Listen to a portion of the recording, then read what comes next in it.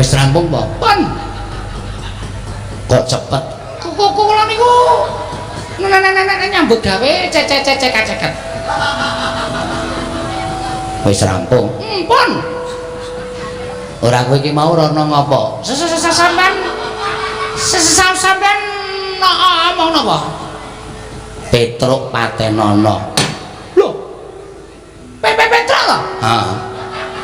Lah krungumu, wah, salah komunikasi. Krungu kula citraksi ana krupuk entekno.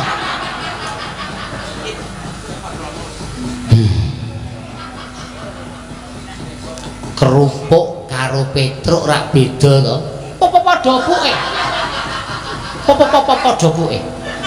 Aku ki akon karo kowe takon mateni Petruk ora takon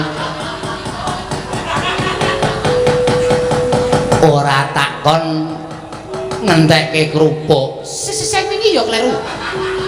Sing wingi dek enten Petruk sampean ngomong Petruk Patenono ning kula niliki cakruk. Ade. Terus maju.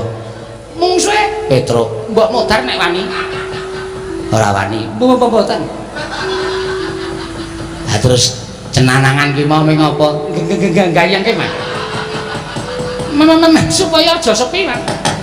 Aduh nggih anak Prabu Mandura.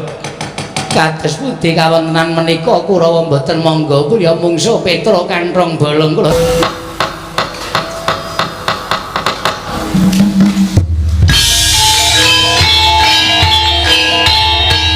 Dilanjutkan pagelaran wayang kulit semalam suntuk oleh Ki Dalang Seno Nugroho. Selamat menyaksikan.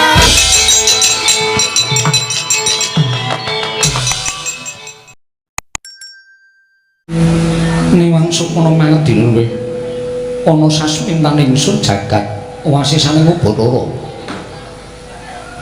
Ora mengko dhisik Kakang Pati Udawa. Satata nggolira ngadhep ana ing ngarsane ingsun Kakang Pati Udawa.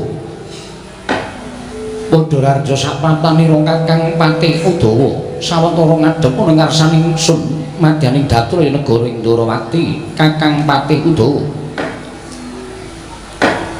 Lho niki diweji sesembahan kula.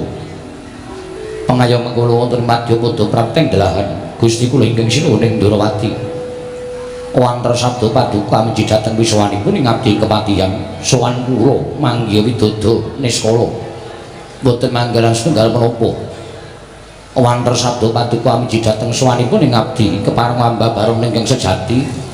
Badhe wonten dawuh menapa sinuwun?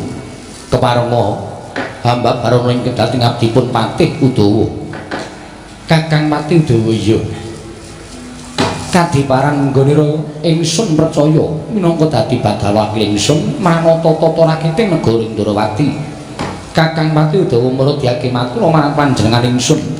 Samendang aja nganton ing karempit Kakang Patih Udawa. Nyawa-nyawa jimat kula, sesembahan kula diweji menawi paduka ndang bab tata rakiting praja. Sadaya mboten badhe ngujiwani para kawula sami sayek saka kapti akarya luhuring nusa bangsa tu negari Ndrawati. Medhahipun para abdi prajurit mboten kendhat anglipun sami gegladhen olah kridaning aprang. Sawanci-wanci praja paduka katemping paramuka mboten badhe anggepok punca paduka Gusti kula ingkang sinuwun.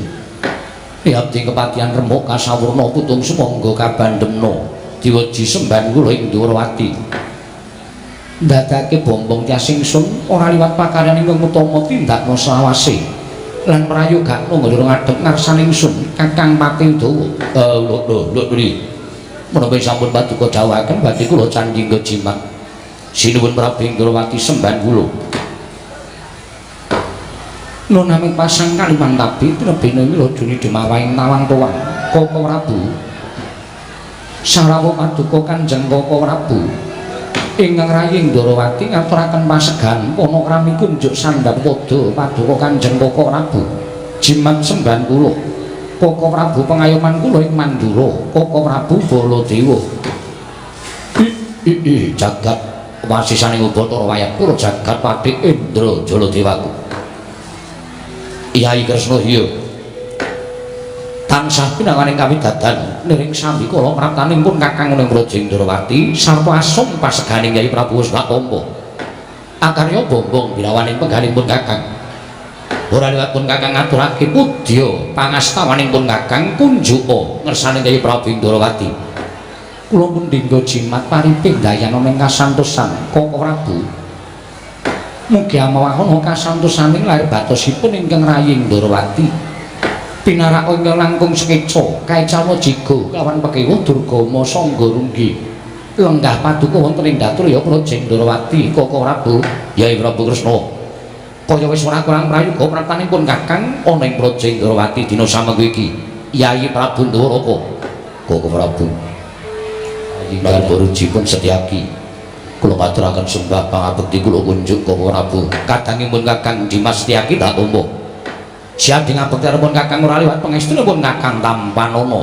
Yai Wresniwira kula pun dinggo jimat pariping daya ing kasantosan lan mugi kasrecapno anggen cengandika lenggah ya Setyaki kaya wis ora kurang prayoga praptanipun Kakang ing Mandura dioji sesembahan kula pangayoman kula wonten ing Madyapada Gusti kula ingkang sinuwuning Mandura ing abdipun Udawa ngaturaken sembah pangabekti kula kunjuk sinuwun Kakang Pati Udawa kasinggihan mekaten Kakang Udawa wonten timbalaning adawu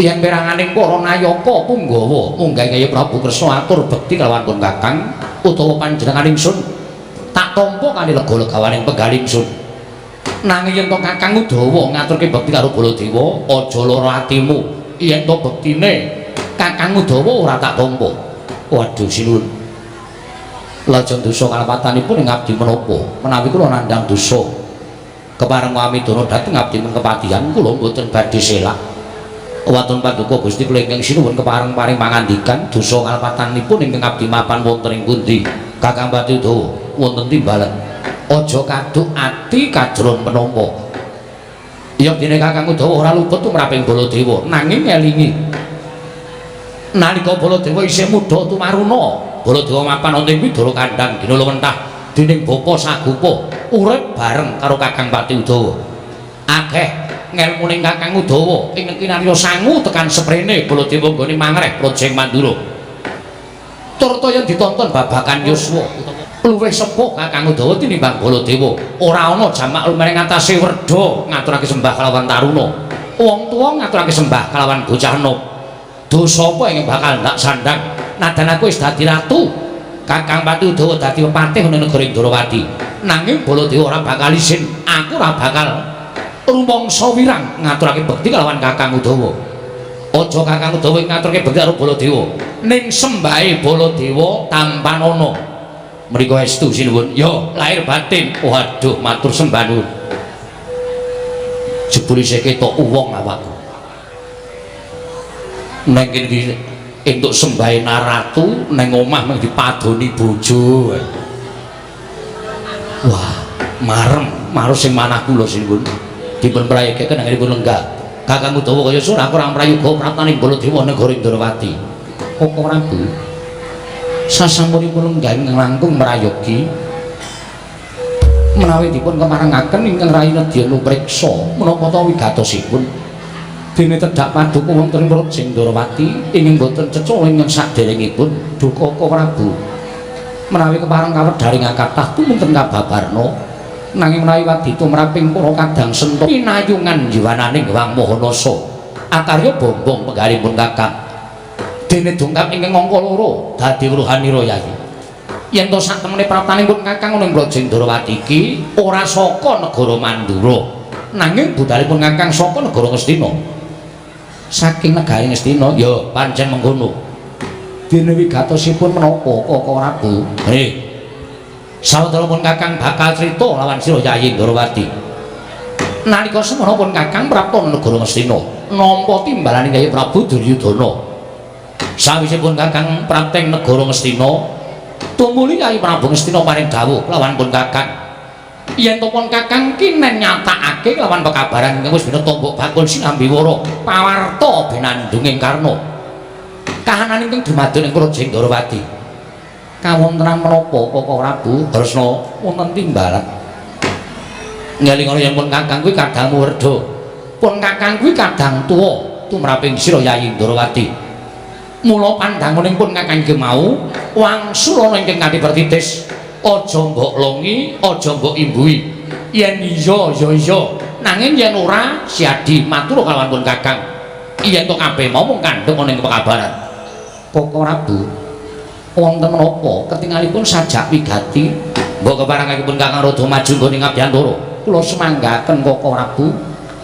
Purbawasana nasta paduka Kanjeng Koko Prabu Mandura ya Yai Prabu ngaturake panuwun ingkang tanpa pepindhan Yai Prabu Kresna pawarta menapa Koko Prabu kaselak nata ing raosipun ingkang rayi Ndrawati ngawuningani sabda pangandika paduka Kanjeng Koko Prabu Kresna wonten timbalan kabar sumebar warata saindenging jagat kabeh nganti keberbegen marang ngumandhanging pawarta ingkang sumebar apa pancen kepara nyata lan apa pancen bener lamun sira Yayi kagungan putra angkat Kresna iya wonten dawuh apa pancen kepara nyata lamun sira Yayi kagungan putra angkat miturut ujaring para kawula nganti tekan taling-alinge ya Prabu Duryudana yen to Yai Prabu kagungan putra angkat ya kuwi wujud pawestri mongko wiwit dina iki lan tekan mangsa kala iki putramu wis dungkap dewasa ibarate kembang babar gondo arum wekasan akeh kang kepadha kepengin ngencuk marang sarining puspita mau Koko Prabu wale-wale menapa estunipun menawi sampun tak paduka dawuhaken menika kepara nyata lan kepara saestu lho bener inggih saestu lah kok dadi siade entuk putra angkut mau lara-larae piye nalika semanten ingkang rayi nedeng badhe nindakaken manembah dhateng purbaning Wang Mahanasa wanci tengah ratri dumadakan boten kanthi kanyana-nyana jebul wonten satunggiling kenya remaja ing mapan wonten ing sanggar pelanggatan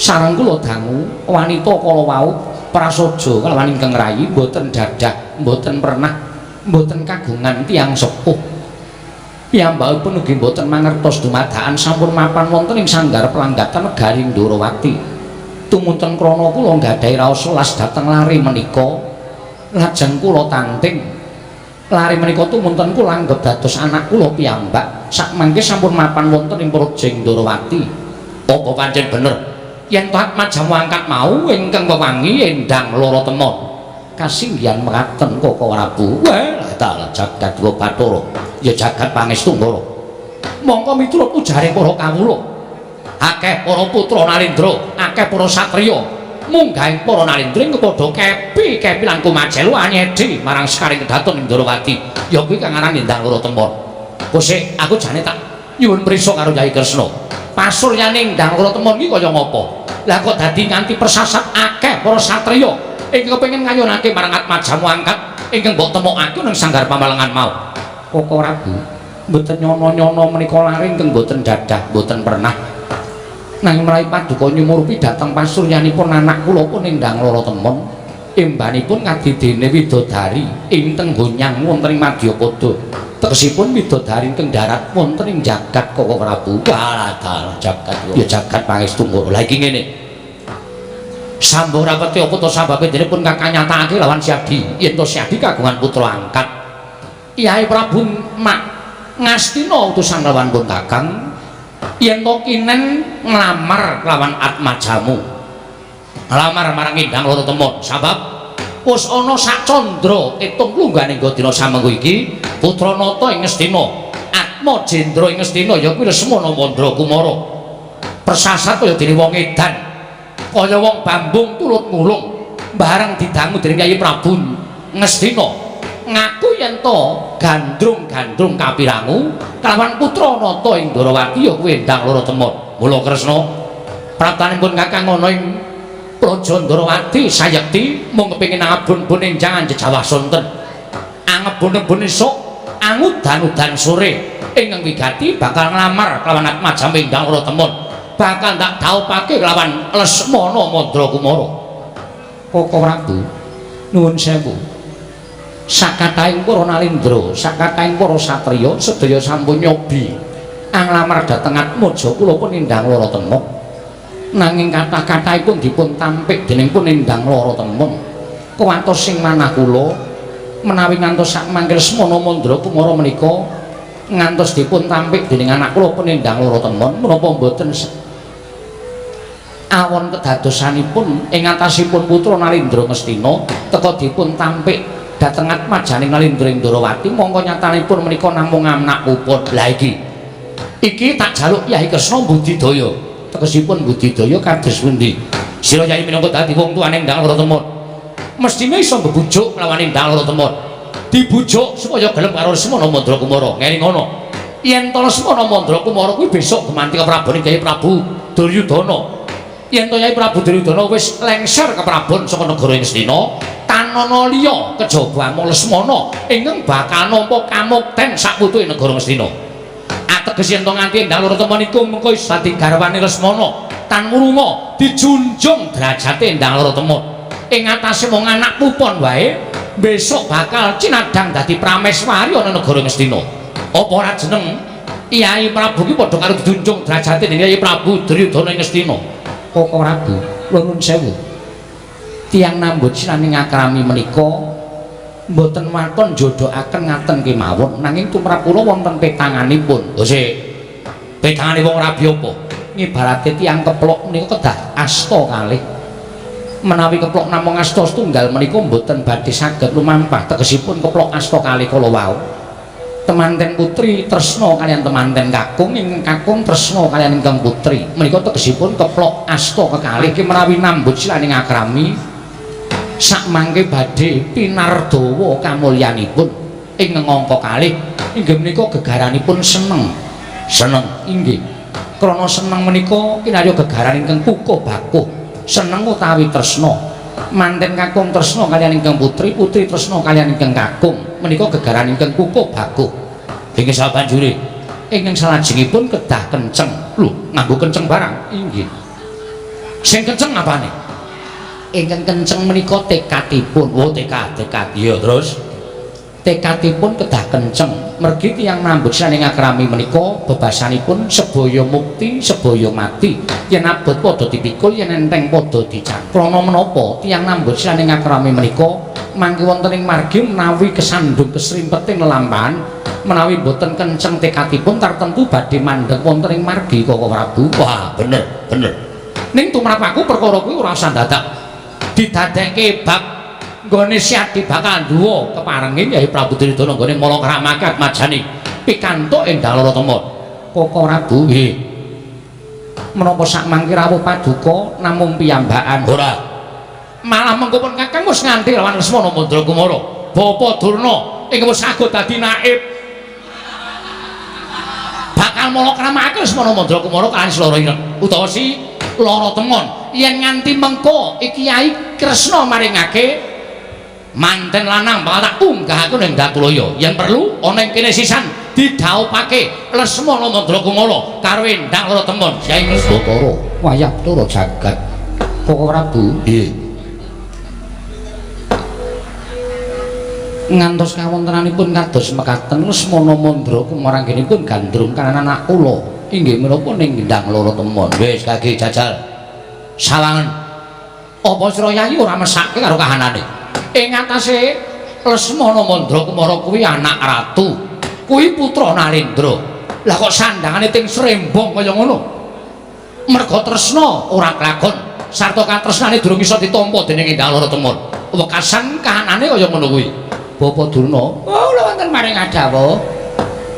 Mesinipun Bapak Durna menika ngemutaken kangge Lesmana ing atasipun putra Nalindra kok ngagem topi hansip kados mekaten menika. Kawontenanipun kados pundi? Oh, menika menawi dipun nilikaken nesu angel. Menika menawi dipun emutaken tumuli duka, lajeng menapa-menapa dipun tendhangi mboten kados putra Nalindra ing negari Ngastina. Kula menika ngantos bingung. Kula menika ngantos bingung momong dhateng wayah kula Lesmana Mandra Kumara. Wah, niki wau pun ngententekke dhuwit ora karo-karuan. Apa-apa ditukoni enten alun-alun negari Ndrawati. Sing kira-kira Ngastina ora ana, dituku. Monggo lajeng tumuli badhe dipun beto wangsul wonten ing Saroja Binangun. Menapa kula menika wong tuwa kurang anggenipun momong dhateng putu kula Lesmana Mandra Kumara. Mekaten Bapak. Inggih nggih. Lesmana Mandra Kumara atmajaku bocah bagus padha kanthi harja sapraptanira Lesmana Mandra Kumara nunamit pasang Kalimantabe tinebena ing iladuni dumawaing tawang-tawang Siwa Kresna kepareng kula ngaturaken sembah sumungkeming pangabekti kula konjo wonten ngarsa Paduka Siwa Kresna sirayang manggulung jagat Dewa Bathara iya nggih tak tampa pangestuning Wakmi Ndarawati Kampanana kula pundi engga jimat paripe dayanana ing kasantosan iya kowe kuwi ngucel-ucel apa tangan kok ming tok ucel-ucel sabun anak ratu kok ngucel-ucel sabun karepe piye sanget anggen kula kepengin lan kumacelu pinanggya kawan gegantilaning ati kula inggih menika endang lara temon kulon praga endang lara temon kulon praga temon menika ora kulon praga kuwi atmajaku wanita Atmaja putri ingkang wewangi endang lara temon wah piye kula nyuwun dhaup karo sapa saontene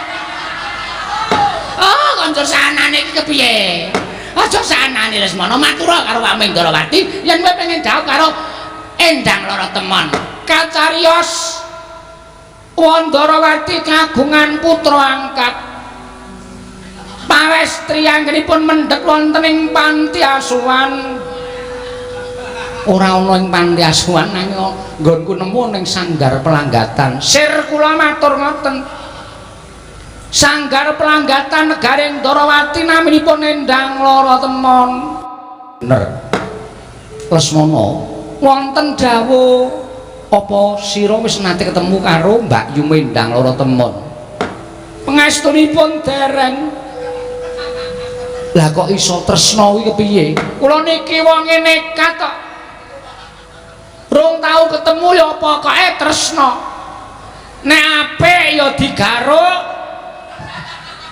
nek elek ya ora sida kula niku anak ratu kula niku putra ratu Negaring Ngastina kula duwe wenang kula duwe Purbawasesa nek kira-kira kula mathuk karo endang lara temon ajeng kula dhaup nek mboten ya ora sida ya ora apa-apa Lesmana wonten dawuh wae aja jejereng wirang karo Wakmi Mandura aku tekan kene iki diutus karo bapakmu supaya nglamarke endang lara temon sing wigati endang lara temon ki aja tok tampik wujude kaya ngapa tampanen wujude kaya ngapa ditampa merga iki kowe tekan kene iki didhawuhi karo wong tuamu nderekke karo Wakmi Mandura aku ingin kajibah nglamarke endang lara temon nek nganti endang lara temon kowe ngerti rupane dur tok tampik sing wirang aku dudu sapa-sapa aja kaya ngono ya putu ditampa ya putu mengko nek kowe ora gelem kekno mbahmu ya putu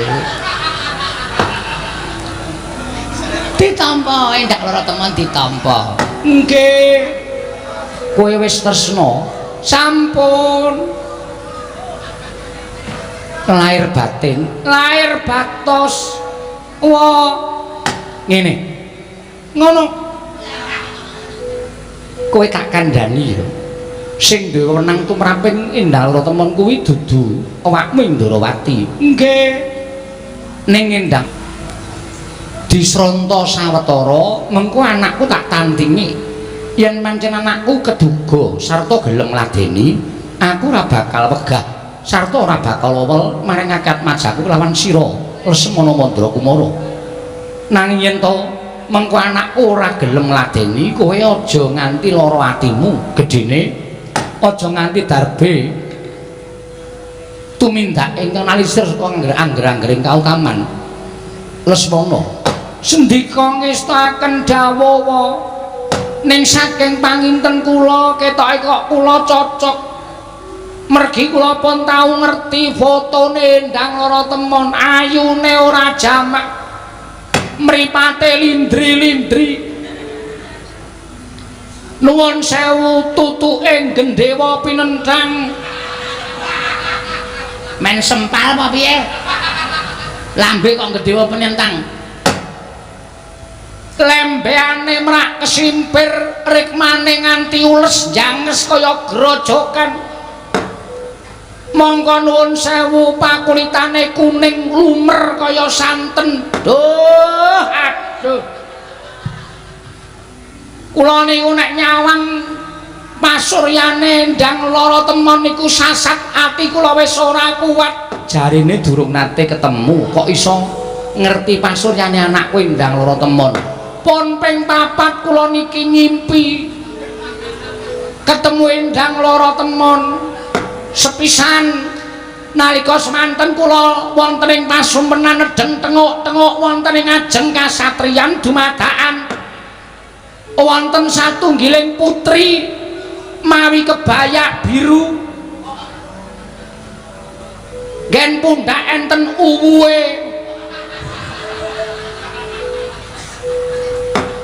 ledang-ledang terus kula takoni kowe sapa nduk ngaku nami Endang Lorotemon lah karepmu ngopo kok tekan kene niki teng impen lho wa iya kula meng cerita iya kula kepengin suwita lan Raden Lesmana Mandrakumara sakal kula candhak tangane kula gandeng lenggah wonten ing dampar kasatriyan terus kula tanting nek kowe seneng tenan karo aku ya seneng karo kowe bareng ngoten terus kula jak teng jero kasatriyan kula kandha karo Endang Lorotemon kasatriyan semene gedene kitekmu kabeh kae kreta kencana pirang-pirang kitekmu kabeh aja nganti duwe rasa wigih ring-ring apa kok kabeh tak kekke kowe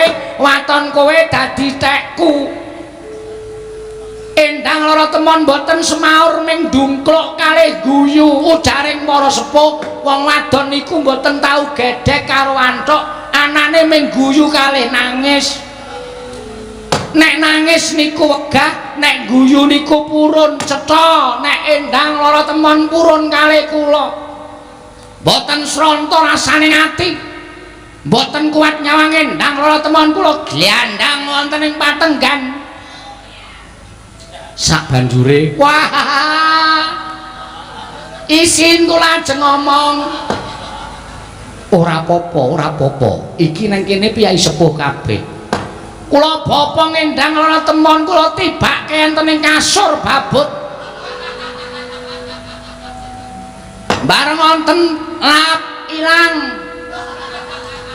impen kula rampung kula grayah-grayah tak kira Endang Lorotemon ten jejer kula bareng kula grayahi kucing Candramawa kucing jaratan keparat kucing kula candhak kula banting jarene wong tua nek ngimpi urung tutup kuwi bantale kon malik bantal kula walik tinggine mubal terus sare meneh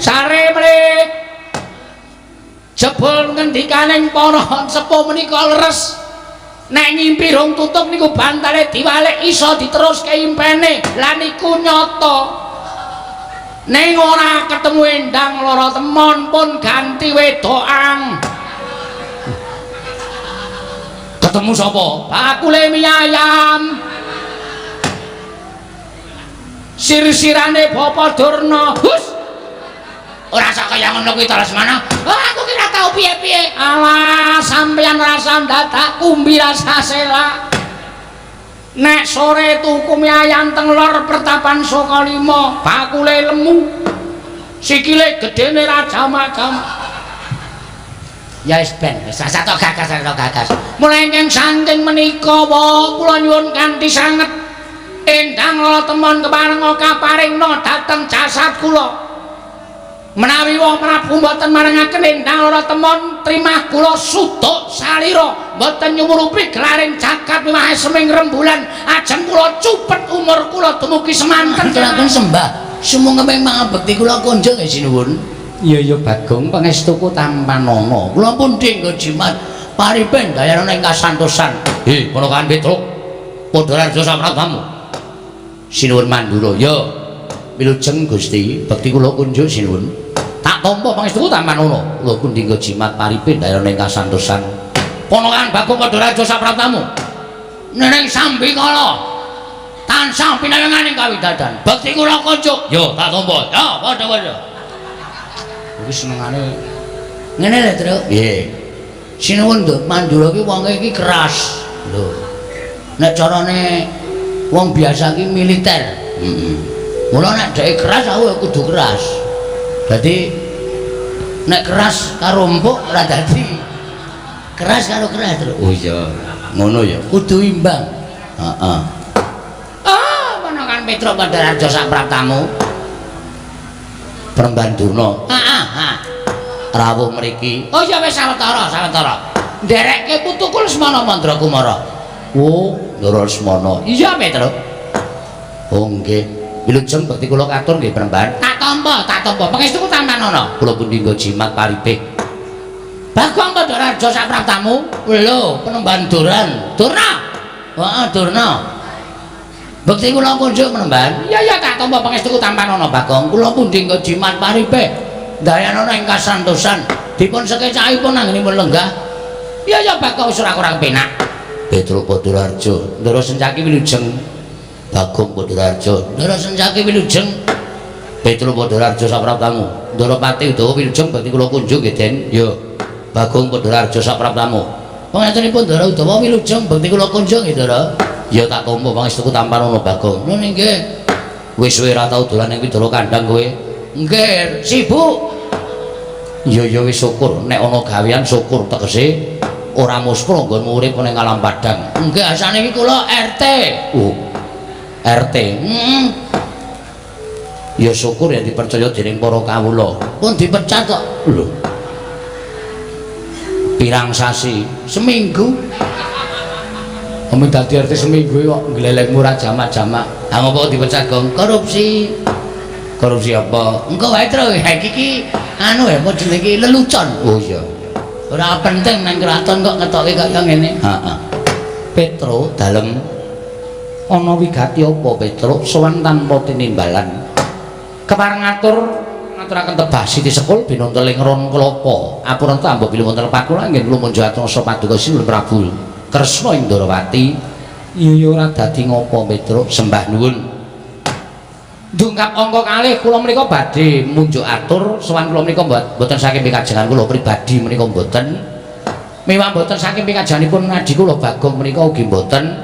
Ning kula menika dapur dipun utus Bapak Semar. Lho. Diutus dening bapakmu Semar nggih. Lah wigatine apa Panakawan? Mugi dados ning kawuningan bapak niku nuwun sewu. Anake bapak niku sanika ora ming 3. Lho. Anake bapakmu Semar ora ming 3 mboten. Ning papat sapa wae sing tak ngerteni ming kakangmu Gareng kowe lan Bagong. Lah kok hitungane dadi papat? Nggih. Mergi ora suwe, dereng suwe niki bapak niku ngepek anak. Bapakmu ngepek anak sapa? Kacariyos mekaten. Nalika semanten bapak niku ajeng nglakoni salat luhur. Iya, teng langgar sisih kulon daleme bapak niku nak wonten langgar alit. Teng riku niku bapak niku kaget bareng arep mlebu langgar, kok bapak niku krungu ana wong nangis. Ana wong nangis, bareng langgar dibuka, bapak kaget jebur sakjroning langgar niku wonten nom-noman sing wis dungkap dewasa nangis teng riku bareng ditakoni, "Le kowe iki anake sapa? Kowe iki saka ngendi kok nangis nang kene?" Lare niku bingung, kula niku mboten duwe omah, mboten duwe dadah, mboten duwe pernah. Kula niku ora ndek bapak, ora ndek simbok.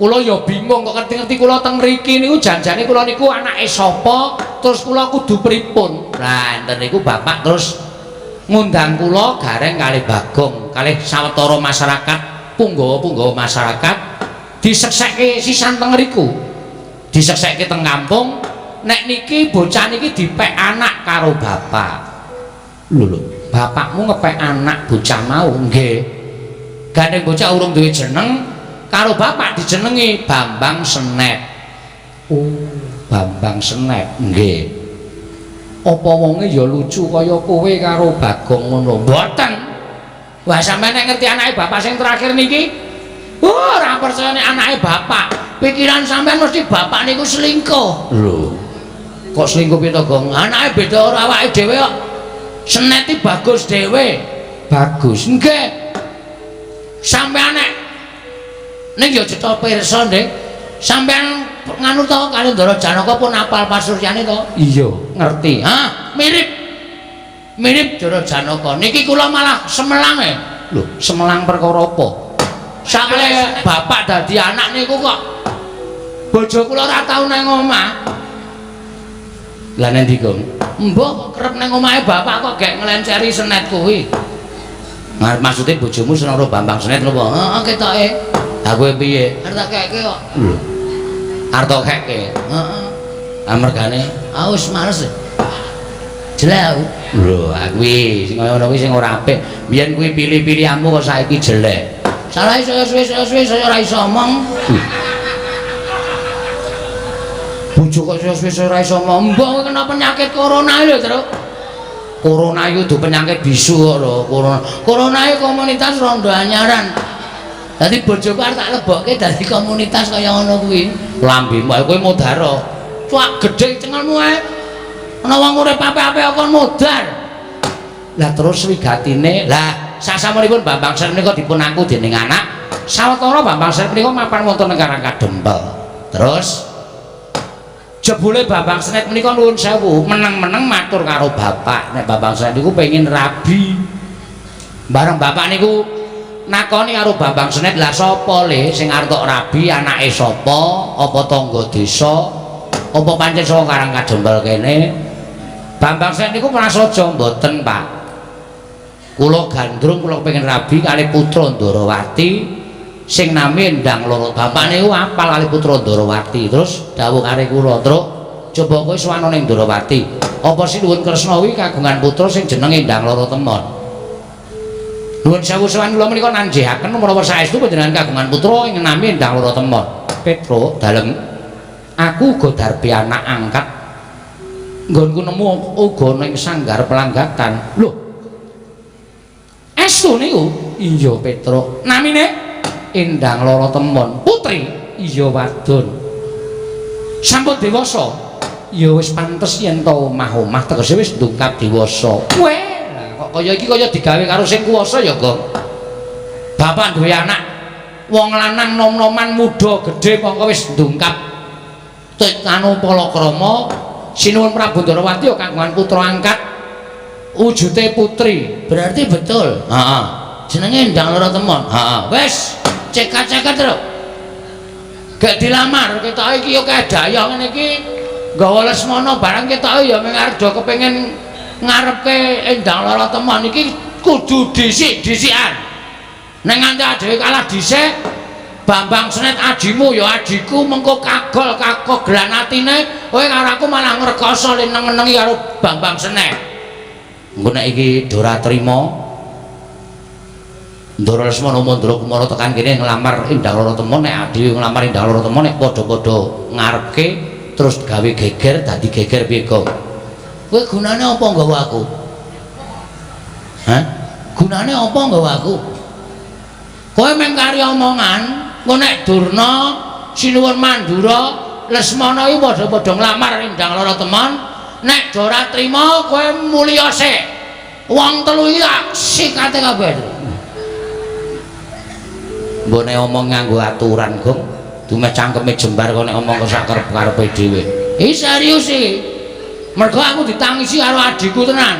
Ora us tresna karo Bambang Senet. Nek Bambang Senet ora kelakon jawab mung perkara kalah karo Lesmana anak ratu ning Kocluk. Wis cangkeme. Iki ana Begawan Durna ana Sinuwun Mandura barang kok. Nyatane ngono kok nuni apa? ya tarembuke sing apik-apik. Mriki saking menika sinuwun gandeng panjenengan sampun kagungan putra ingkang nami Ndalur Temon. Kula nyuwun nganti sanget paduka maringna ingkang putra pun Nindang Lur Temon badhe kula boyong wonten Karangkadempel. Badhe kula dhawuhaken ngampun Bambang Senet adi kula. Petro, nun. Sowanmu kurang cepet sebabe wis ana penglamar sing tekan kene luwih dhisik tinimbang kowe. Sinten? Koko Prabu Mandura, Bapa Begawan Durna nganti Lesmana Mandra Kumara nglamar Endang Lara Temon. Mula tak jaluk kanthi banget kowe ngalao Petro. Kowe ngalao anakmu Bambang utawa anake bapakmu Bambang Senet kon golek wong wadon liya. Aja ngarepake Endang Lara Temon, mergo Endang Lara Temon iki mengko bakal tak tanting. Yen mancen gelem dinaut dening Lesmana bakal tak paringake utawa tak caosake marang Koko Prabu Mandura. Nah yen ora gelem mesine Koko Prabu Mandura bakal adreng nggone mboyong Endang Lara Temon. Mergo Lesmana nggone tresna ya wis kaya ngono kahanane Panakawan Petro. Mula kang sangka kuwi kowe ngalao. Ngalao baliya marang Karangkadempel omonga karo bapakmu matura yen Endang Lara Temon wis bakal ditanting dhaup karo Lesmana Mandra Kumara Panakawan Petro. Tumuli jumeneng padha karo Nata Ndrawati ateges kowe wani karo Sinuwun Ndrawati ya pepundhenmu aku. Sirmu piye karepmu piye Bagong? Ngene Sinuwun. Lho ora basa. Sorry, ngaten. Niki perkara ora bae-bae lho. Niku perkara nyawa lho. Lho, nyawane sapa? Nyawane adik kula. Nyawane adik kula Bambang Senet. Najan Senet niku matur karo Bapak Semar nek kepengin rabi karo Endang Lara Temon, ning Senet niku curhate kali kula. Senet niku entuk gegembolane ngatine karo Bagong. Mas, nek sampean mengke diutus bapak teng Karangdrawati, nek nglamar Endang Lara Temon, nek Sinuwun Ndrawati ora ngeparengake sampean dadi seksine. Kula ajeng minggat saka Karangkadempel. Kula arep mlaku nganti sak pati kula. Lho, niku napa ora mesake? Ning nyatane kowe kalah dhisik. Iki ora perkara kalah dhisik. Gong, sabar Gong. Sabar halus wae, sing tenang, sing ikhlas, sing sabar. Ora usah nyenthi-nyenthi kaya ngono kuwi. Kowe meneng ora wae, ora meneng ajupaki pisan kowe. Santai, meneng urusanku. Ya. Nek ditku, engko. Ayan. Niki ora sing jeneng manten niku wong rabi niku ora perkara dhisik-dhisikan. Ning perkara antaraning manten lanang karo manten wedok niku padha tresnane apa ora? Tur sampean kudune iso menggale. Sampean niku Narendra Titih Sanghyang Bathara Wisnu lho. Komeng sakepenake dhewe. Anake arep dipek karo Lesmana Mandra Kumara. Apa jeneng sampean niku ora nyengsarake karo anak sampean? Lho. Nyengsarake perkara piye, Bagong? Nyengsarake piye? Ora sapenakmu dhewe ngucap nang ngarepe Nyai Prabu Ndrawati. Sik, iki arep gayeng ki, Truk. Kowe tenang, kowe tenang. Aku tratapan kono minggatno. Ngono iku kok wedi. Sinuwun Mandra wis melu omong. Amun dicangkem kok nang melu omong. Tenang wae to. Niki ora perkara kalah dhisik, perkara sampean niku nyengsarake karo anak sampean. Nyengsarake lire piye? Dasare wong sajagat ki ngerti nek Lesmana ki anak tunggal ratu Mestina Prabu Duryudana. Nek wong sadonya niku ya aja ngerti kabeh. Nek Lesmana niku nuwun sewu, anak ratu ning rada kocluk. Apa sampean ikhlas? Anak sampean Endang Lara Temon dipek karo anak ratu ning rada petuk. Apa sampean ki mang pingin? Saniki mang petung. Bambang Senet niku bagus. Ora bentuke ora kaya kuyok, ora kaya Petro, ora kaya Gareng. Ning bagus ganteng. Nek entuk anak sampean arep Semar ki wong kere, arep Semar ki wong ora duwe. Secara lahiriah, waduh. Panjang Semar niku kere, ning batiniah Semar niku titising Sanghyang. Sapa to? Ambo. Lali ya. Ya Madipati. Ngawur. Brama ngawur Mandra Kumara kula nuwun sewu mbangane kula bali kelangan adi luwung kula mati teng mriki tak wujute lho Tegese piye kok kowe arep mati nang kene? Kula ajeng ngamuk ten mriki. Lho. Ngamuk piye? Sampeyan dereng ngerti kula ngamuk to? Kula ngamuk teng Darawati, monggo sampeyan ngerti Bagong niku lek ngamuk nguyuh sak nggon-nggon. Apa kelakon Darawati pesing? Jagat Dewa Bathara. Ora jagat-jagatan iki. Serius aku omong tenan iki. Tinimbangane kula bali ngabarke nek Senet ora iso kelakon, jauh karo lara temon. Adi kula mlaku nganti sak patine. Luwung kula teng mriki taunana windanana. Sapa sing arep nyingkirke Bagong saka Darawati? Rawe-rawe rantos, malang-malang bakal laku. Taring baune iblis lanang. Wah, gugu karepe dhewe. Wah, lah kok ngatasi derajate Gedibal mitilukur wong elek nyelok mripanmu Bagong Ndrewili ucapake kurang grojokan. Nerwete kaya bethe sepun bawa tegaran. Bagong. Biar apokmu wong nek omongane ora tau ditata ya endu-enduane kaya ngono kuwi. Kowe iki ditimbali Sunan Mandura kok. Bagong. Kowe aja meneng bae. Kowe lak timbali wangsulan. Ngadeni wong ngene iki sareh. Woh. Lah piye tengah ora dadi? Sareh. Udawa rasane bake simbal barang apa kowe?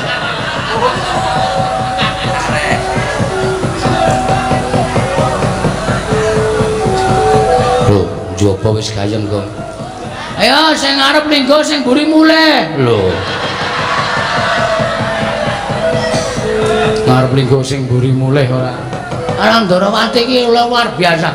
Sinuwun Kresna ki nek muni lagi lenggasine waka masyarakat sing padha rawuh kebak uncep-uncepan ora muat terus. Ayo. Bagong kita jar rembugan. Oh iya ndeng lali. Kita jar rembugan malah ngurusi wong kono-kono yo. Pripun? Karepe pripun? Hah? Ora usah getak-getak. Sing alus, sing santai. Ora usah dadak pripun-pripun. Kersane nimbali kula. Kowe mau ngomong apa? Hah? Kowe mau ngomong apa? Piye ta kowe? Kowe mau ngomong apa piye? Kowe mau ngomong apa? Kersane Nyai Prabu Kresna. Kowe ngrasani kaya Nyai Prabu Duryudana ngrasani karo putra Nata Mestina ya kuwi Lesmana Badra Kumara. Tekane negara Darawati dhisik Baladewa tinimbane Bagong. Mula wis bener kowe bali. Kowe bali kandha karo adimu anake Semar sing dipek. Dening Semar jenenge Bambang sing mau dikandhani nek endang ora teman bakal digarwa dening Lesmana Badra Kumara. Yo lho, mulai yo Gong yo. Ayo mulai aku wis tratapan iku. Gong gagah. Wah, anggere cerewet idoni tenan. Wis ta iki perkaraku Sinuwun Mandura ki nesu. Aku ngerti apa kaya ngene kok nyanyi. Iki nesu ngene iki. Nggo nek nganti duka tenan tak tandangane. Santuy. Waduh. Santuy ya santai, ora ngerti basa milenial. Pripun kersane? Kowe bali. Nek kula bali adik kula lara ati, adik kula mati. Kula mau nek kon bali, tegese nek ora bali wani karo Baladewa. Tegese kowe nek ora bali wani karo Baladewa. Nek kowe ora gelem takon bali tegese kowe wani karo Baladewa. Ya ngono apa piye? Kowe piye ta iki? Ora tahu ngerti kondange Bagong. Bagong tuh nggak pernah takut sama siapapun. Asal Bagong benar dan berada di jalur kereta api. Ora tau somono ngawur. Dani karo adik kula mbelani karo adik kula niku tumrap kula bener wong kula niku kakang. Dadi nek nganti adik kula menika mboten nglakon dawuh karo Endang Laratemon, kula bali dadi jalaran patine adik kula getuni urip kula selawase urip. Luwung kula mati teng mriki walah dalah hukum. Tegese wani karo Baladewa sing nawedeni apamu wah kuku arepe dhewe. Wani karo Baladewa nganti papan lo neter kate dayan. Jar. Aku ditenan kok iki kok. Aku tak metu dhisik kok. Bareng. Hah? Papan lo neter kate dayan. Nuwun sewu nek jane niki ora apik dienggo gelut ora apik dienggo gegeran. Ning gandeng sampean nantang kali Bagong. Oke, ora masalah. Dikira kula wedi nek getak Ratu Mandura Prabu Baladewa. Ayo, nanti papan lo neter ayo. Dijajal perkara aku menang ndi? kowe iso ngalahke Petruk kelakon boyong Endang Raratemon wah mati tenan wong sing nantang dheke kok ditujokke wong liya nganti Petruk gendandapan Koko Prabu kok ya gelem ngoyak Petruk ngono lho kok ya manut karo Bagong lah terus kowe arep ngopo kowe nesu-nesu ki mau kok nganti ora nantang Koko Prabu kowe arep ngopo iki mungsuh sapa iki tenan ra ana kegiatan Bagong aku ora melu-melu wis kudu melu-melu mergo kowe tekan kene nggawa Lesmana Mandrakumara ayo Petruk wis mungsuh karo Baladewa nek Durna ora ndek mungsuh acetha ora gayeng iki sing do diteni kowe dikepruki nganggo glugun diasmu Bagong aku lagi ora enak badan Bagong aku lagi mau nekon perang wis kudu perang ayo kowe pokoke kudu gelut karo aku Petruk mungsuh Baladewa nggo ngapa Durna meneng wae Bagong aku ora perang aku mau perang tenan Bagong aku kesel tenan Bagong ora gelem metu njaba atok kene karemu piye ora gelem metu kowe sing marahi Lesmana Mandrakumara nglamar Endang Raratemon obrak-abrik tenane ora minggat mantane lanang ala aku ora melu-melu Bagong ora melu-melu apa sing marahi adikku ditolak karo Sinun Prabu Ndarawati mergo Endang Raratemon atok kukup kowe anak ratu ning kocok anak ratu ning pecok kowe diseneni kok mripate ngerti ngisor ngerti mripatku matamu gede banget matamu kuwi ora nguna-unake wong tuwa mata-matake ayo ora semingkir saka negara Ndarawati ana kanan kaya ngene kok Semjaki minangka senopati Ndarawati meng meneng wae karepe piye aku ora iso nesu ora iso sapa tak nesoni ya wis apa kowe seneng kowe guyu ta kowe wong ditotong iki apa kowe mboten Aden wani kowe mboten utawa ya ngono prek ya wis wis ora ana sing tak seneni hei sama kowe nami kula Tariem ndek bojo sampun pejah mati ya aku ya dadu anu dudo kok muni dadu kene ngarep kene piye dap kok kaya wong omongan ning dalan wae ora Bagong ora edan sampean kudune adil sinuwun ora terus kaya ngono kuwi Dumas sing rawuh kakange Dumas sing rawuh anak ratu terus anake Semar dikiwake ora kena kaya ngono Endang Raratemon niku janjane kudu ditimbali mriki terus didangu gelem karo Bambang Senet apa Lesmana Mandrakumara adile kaya ngoten kok terus bareng Bagong sowan nglamarke adik kula kok kon mulih niku teng ati lara arep kula niki sesuk le asok tukon paling pol niku ora kaya sing mangharapke ning sing jeneng wong dadi manten iku ora kok perkara akeh asok tukon ning perkara tresnane antaraning manten lanang lan manten wedok yo heeh lah terus apike piye Endang Raratemon jak mriki ditari gelem karo Senet apa gelem karo Lesmana nek mantene putri jawab dhewe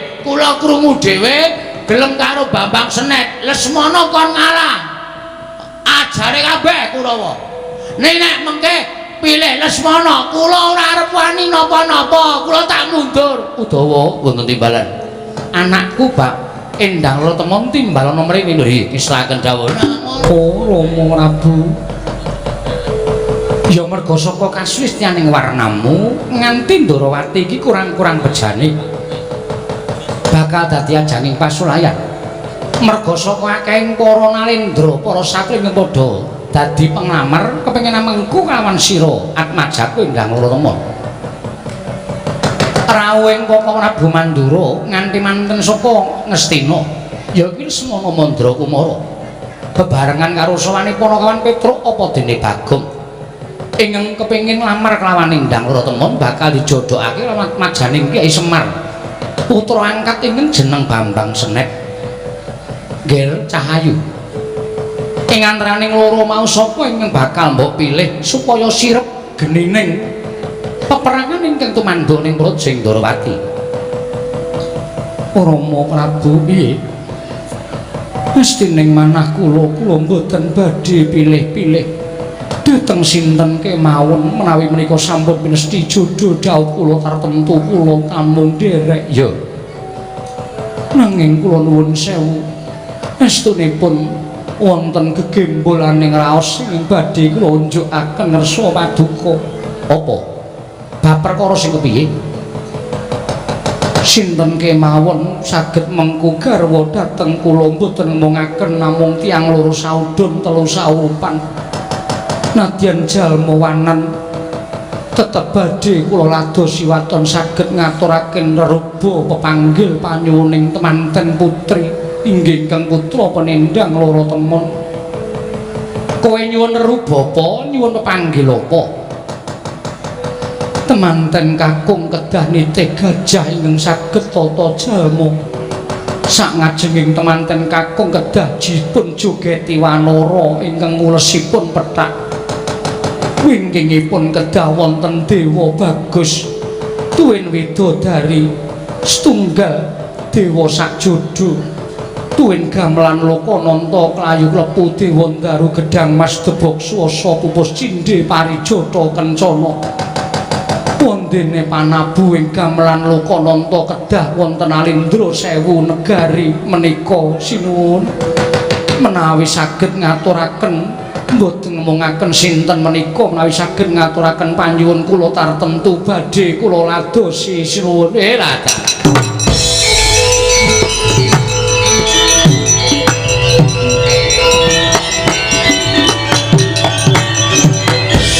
Kagongan krungu dhewe ta kowe wah wis sulit iki sulit kuwi apa asu jengkelit sulit kuwi angel lah sebabe manten lanang kudu nitih gajah sing iso saiki ora ana sirkus ngarepe kudu dijogeti kethek putih ingkang joget ana ngareping temanten ana apa jenenge temanten lanang mburine dewa sakjodo niku tegese dewa sing ayu ale widodari sing dewa sing bagus ale widodari sing ayu to iya gamelan Lokananta wajan mongko perunggu ning iya nek wesi ora entuk mongko kelurahan kae duwene ming wesi Kiai Drim dengkulmu mocot sing nabuh para dewa terus napa kayu klepu dewa Ndaru gedhang mas debok swasa pupus cindhe parijata kencana kayu keplu klepu ora guyu ratu kok guyu lah wong kowe iki ndagel kok kayu klepu ora keplu kayu klepu dewa Ndaru gedhang mas debok swasa pupus cindhe parijata kencana engko gek sinom kudu sinom parijata ora nganggo sinom parijata kencana sing nabuh gamelan Lokananta kudu ratu sewu negara wis nek rasida rabi nek wis yo golek sinden sing tuwa-tuwanan wae nek nggo gajul-gajulan mangane golek anak ratu ora kelakon lemranet wis engko tak tepongke prastiwi wong asik tenan ya nek arep mati nom ya peken kowe glundung-glundungke beres wis mangane entuk Endang Ratatemon kok dadak ngrekoso golek gajah golek kethek golek gamelan bapak iki kayane sepira to Nek Bagongan aku percaya bapakmu ki wong pinter bapakmu mesti ngerti karepe anakku Ndara Temon. Wes mengko ndak bapak malah kok kan mikir malah stroke. Ora mung kelangan adi, kelangan bapak barang malah ngertoso pon. Sekecake sinuwun kula tak medal jawi tak ngewangi Petro enten apa-apa ndak Petro. Ngaduh Setyaki wonten ing barat. Utawa wonten ing barat jin.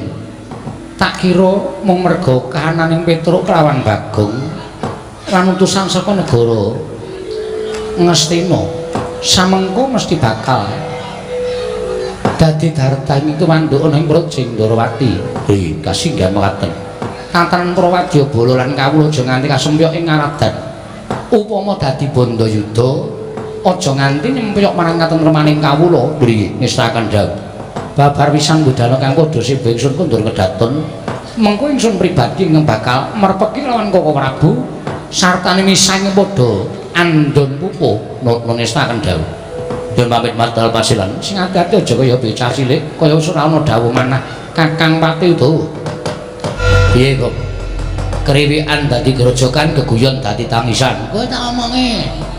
Kowe apike rasah perang merga iki aku wis nampa sabdaning Sinuwun Prabu Sri Bathara Kresna. Nek endang lara temen ki rung karuan diboyong ning Ngastina terus sebabe panyuwunane berat. Berat piye? Wis pokoke aku ora iso ngaturake. Lali kabeh sak plengan aku pokoke manten lanang kudu numpak gajah sing traline loro. Iya ya mau ngomong karo ngarepe manten lanang dijogeti kethek sing gendong-gendongan. Ora ngawur to, Gong. Lali aku. Terus gamelan Sang Hyang Dream ditabok ratu 1500 apa piye mangono radong apa wae. Ning Sinuwun Mandura Begawan Durna wis kebacut ngetapke Sata Kurawa. Terus ki nek kowe karo aku mundur isin. Ning aku ning nek Baladewa aku sing temandang Kurawa tak singkirke. Engko nek Prabu Baladewa maju kowe sing tanggung jawab. Wis nek Baladewa sing maju aku sing tanggung jawab. Iki ora mung cangkeman lho, Gong. Tak tapuk lambemu lho.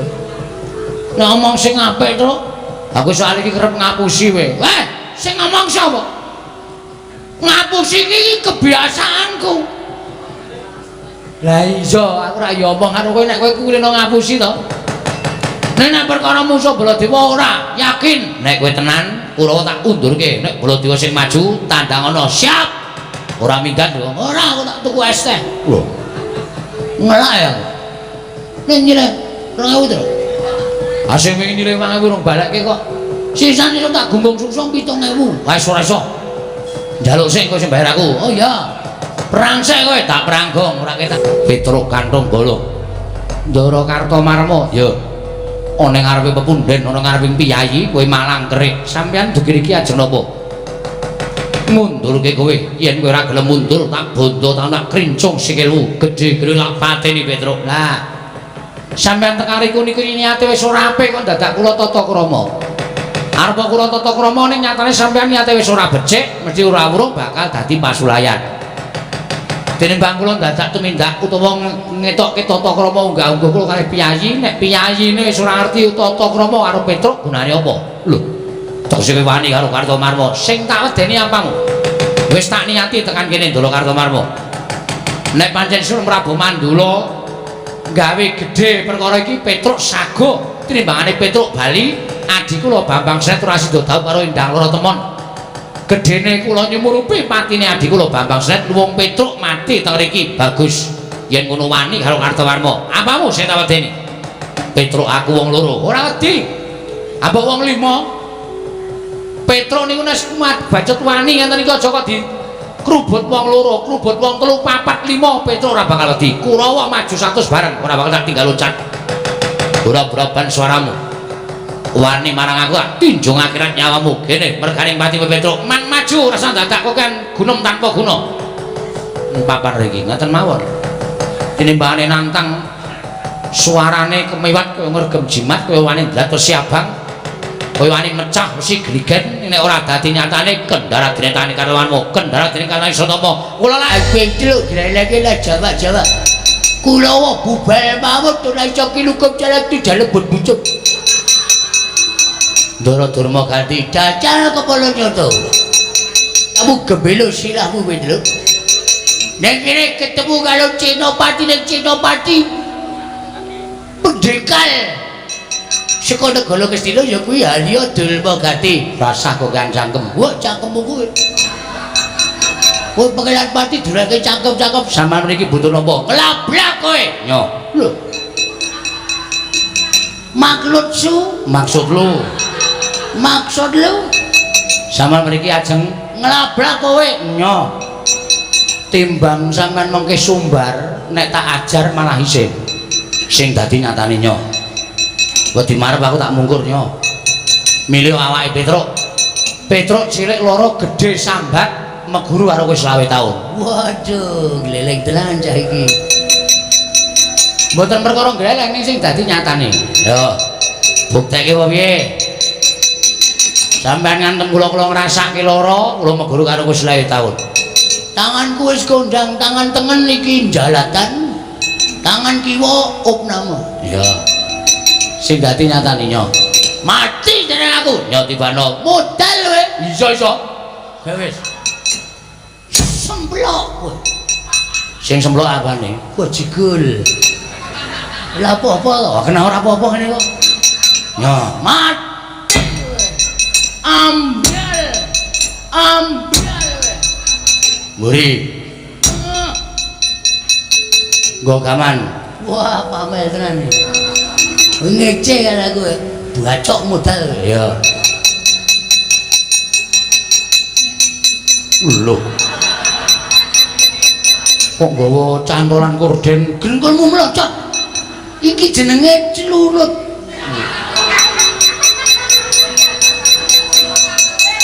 celurit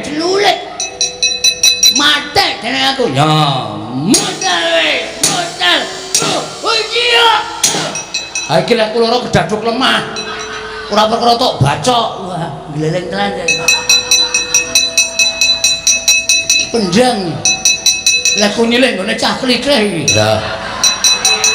Mata wae. Wah.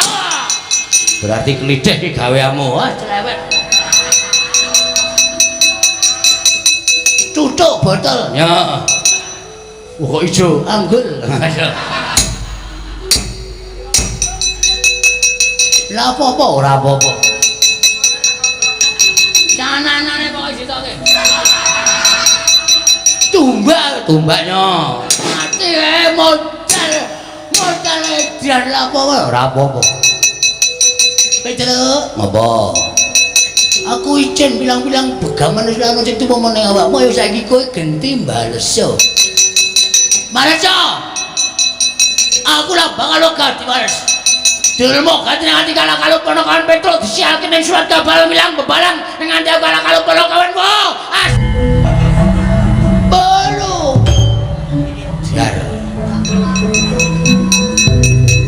Kinar tak buang wayang anyar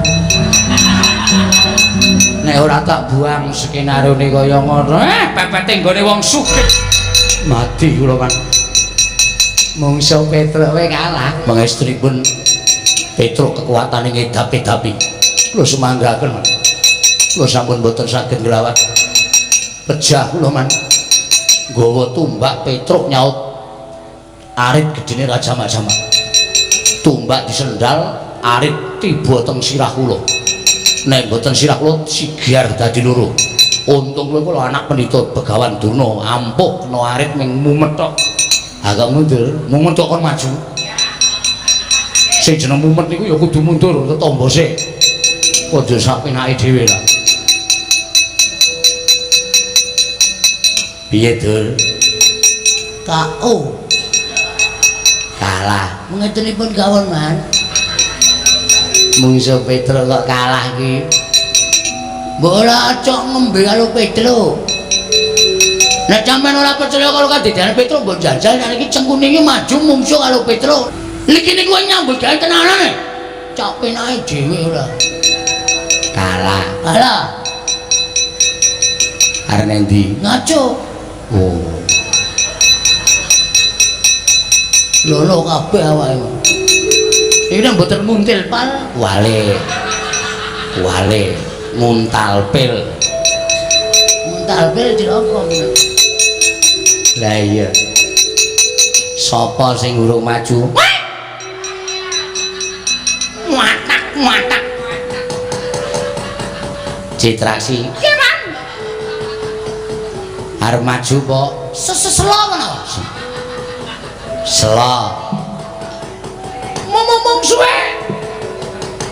Petruk Patenono.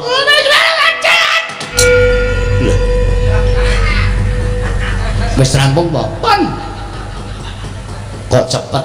Kula niku nyambut gawe cecek. Wis rampung. Pun. Ora kowe iki mau rono ngopo? Sampean ngomong napa? Petruk Patenono. Lho. Petruk to? Heeh. Lah krungumu, wah, salah komunikasi. Krungu kula Citraksi ana krupuk entekno.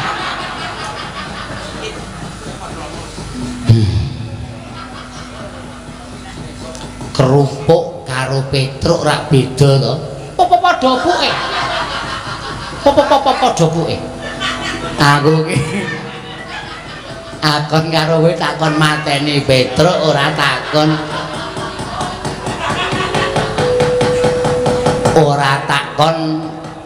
ngentekke kerupuk. Sing wingi ya kleru. Sing wingi dek enten Petruk sampeyan ngomong Petruk Patenono ning kula niliki cakruk. Aduh. Terus maju. Mungsuhe Petruk, mbok modar nek wani. Ora wani, mboten. Lah terus cenanangan ki mau ming apa? Gayang ki, Mas. Supaya aja sepi, Mas. Aduh, nggih anak Prabu Mandura. Kados pundi kawontenan menika Kurawa mboten monggo ya mungsuh Petruk kanthong bolong pripun. Petruk ngamuk Kurawa bubar. Nungsang puyang numbuk bentus gudel bingung lampahing kono para sata Kurawa ajrih kan Petruk kanthong bolong.